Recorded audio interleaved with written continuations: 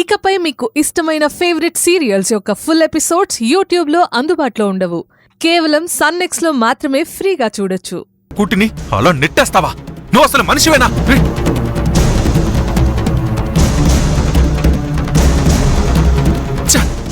ఏమైందిరా నీకు? ఏంటి ఉన్మాదం? పోలీసులకి కంప్లైంట్ ఇచ్చి నన్ను లాకప్లోకి నెట్టించి కొట్టించిన దీనికి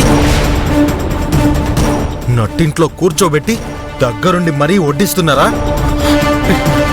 దీనికి అర్థం ఏంటి? చెప్పు భీమేశన్నా, చెప్పు.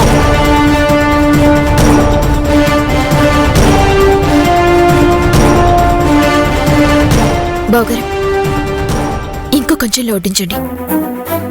సంపంగి ఈ ఇంట్లో ఉండడానికి వీల్లేదు. తను ఉంటే నేను పిల్లివారింట్లో నుంచి వెళ్ళిపోతా.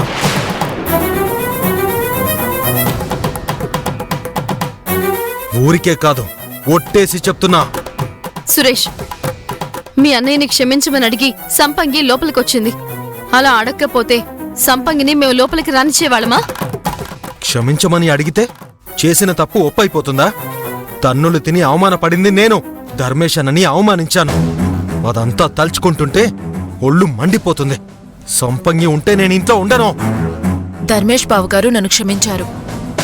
నేను ఈ ఇంట్లోనే ఉంటాను. తమరు ఉంటారా వెళ్ళిపోతారా అనేది మీ ఇష్టం. నేను ఉండాలా లేదా అనేది మీరు డిసైడ్ చేయకూడదు. చాలా వచ్చి రావడంతోనే నోరులేస్తోంది.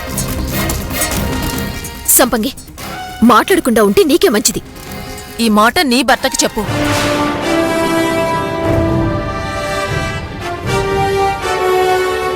సురేష్ మర్ది గారు, సవ్వేష్ బావగారి కోసమైనా మీరు కొంచెం తగ్గండి.